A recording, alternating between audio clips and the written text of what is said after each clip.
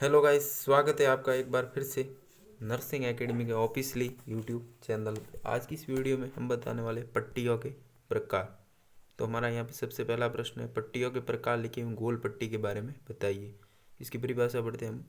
परिभाषा: bandage cotton या अन्य मटेरियल की बनी पतली पट्टी होती है जिसका मुख्य उपयोग शरीर के किसी भी हिस्से को सपोर्ट या इमोबिलाइज करने हेतु एवं घाव की ड्रेसिंग हेतु उपयोग में लिया जाता है। अब इसके उद्देश्य: रक्तस्राव को रोकने हेतु, फ्रैक्चर वाले हिस्से को हिलने से रोकने हेतु, घाव को ड्रेसिंग को सही स्थिति में बनाए रखने हेतु, खुले घाव को संक्रमण से बचाने हेतु, स्प्लैंट्स को होल्ड करने हेतु। अब बैंडेज के प्रकार यहाँ पे पढ़े जाएंगे।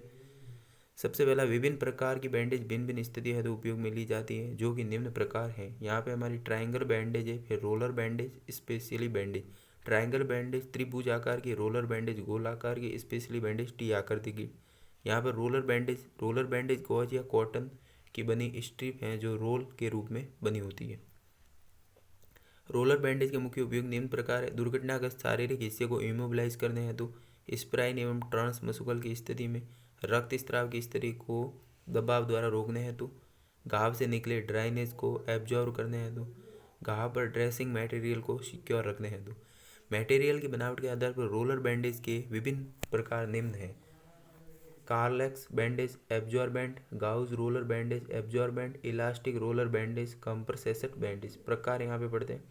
सर्कुलर बैंडेज का उपयोग सामान्यतः ड्रेसिंग मटेरियल को होल्ड करने हेतु किया जाता है। यह आर्म, लेग, चेस्ट एवं पेट पर ड्रेसिंग हेतु उपयोग में ली जाती है। आर्म यानी भुजा, लेग्स यानी टांग, चेस्ट यानी छाती।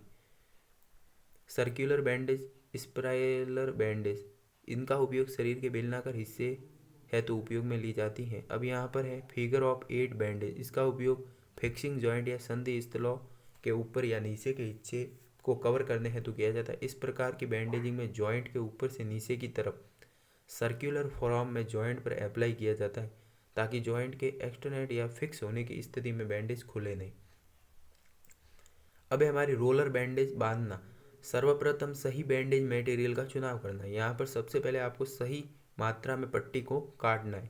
सही साइज की बैंडेज का चुनाव करना। यहाँ पर अब हमारे पास 4 ऑप्शन है: हैंड एंड फिगर यानी हाथ और अंगुलियों के बीच में 50 mm के bandage, low arm, elbow, hand and foot.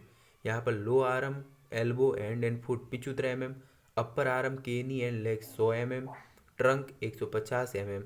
अब यहाँ पर है मरीज को बैंडेज लगाने के लिए नियम कुछ। मरीज की तैयारी करना। सबसे पहले मरीज की तैयारी करना, सर्वप्रथम चोट या घाव पर ड्रेसिंग मटेरियल रखें। अब यहाँ पर तीसरा, उपयुक्त साइज की बैंडेज ले एवं सर्कुलर पैटर्न में बैंडेज को प्रभावित हिस्से के चारों ओर वार्प करें। बैंडेज को ड्रेसिंग मटेरियल पर 2 राउंड के पश्चात 1/3 हिस्से को कवर करते हुए बांधें। अंतिम राउंड में बैंडेज को पुनः स्टार्टिंग पॉइंट पर लाकर फिक्स करें। बैंडेज लगाते समय यह सुनिश्चित करें कि ये ना तो अधिक ढीली और ना ही अधिक टाइट हो। अंत में इंजरीड पार्ट के निचले हिस्से से पल चेक करें। मरीज को समझाएं कि स्किन कलर में चेंजेस या नंबरनेस, कर्ल्डनेस या टेक्निक सेंसन हो तो तुरंत सूचित करें एवं बैंडेज को रीअप्लाई करें। अब यहाँ पर एक ऑप्शन है, इसमें बताया गया मरीज को समझाए कि स्किन कलर। यहाँ पर सबसे पहले आपको बताना है, पट्टी लगाने के बाद कहीं मरीज में होते हैं जिनके खून का थक्का रुक जाता है, तो इस सेंचेज में आपको पट्टी को ढीली बांधना है या उसको ज़्यादा टाइट नहीं बांधना है। अब यहाँ पर रीअप्लाई यानी कि पट्टी को बांधने पर अगर ज़्यादा थक्का खून का नहीं मिले तो रीअप्लाई यानी पट्टी को निकाल देना चाहिए।